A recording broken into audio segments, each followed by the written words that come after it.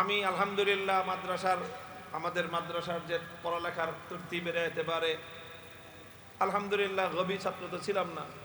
আমি বিফাকে 3 বার পরীক্ষা দিছি, তার মধ্যে 2 বারই আমি বিফাকে নম্বর আউয়াল হয়েছি, দাওরা হাদিসে নম্বর আউয়াল হয়েছি।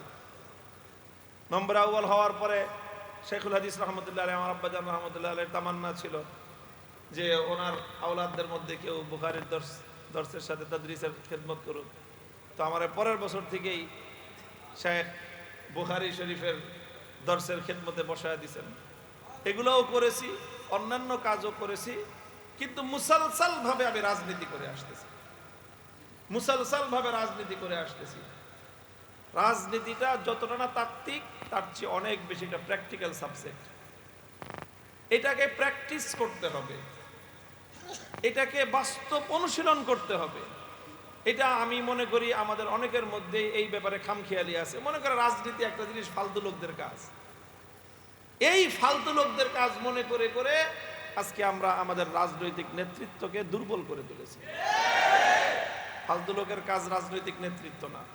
দুনিয়াতে সবচেয়ে তীক্ষ্ণ মেধার কাজ হলো রাজনীতি করা। এটার জন্য এলেমের যেরকম দরকার, পুঁথিগত জ্ঞানের যেরকম দরকার, কিতাবি এলেমের যেরকম দরকার, ঠিক তদ্রূপ এটার জন্য প্র্যাকটিক্যাল এলেমেরও দরকার। এটার সাথে মুমারাসাতের প্রয়োজন। বছরের পর বছর, যুগের পর যুগ মুমারাসাতের মাধ্যমে এই দক্ষতাটা অর্জন হয়।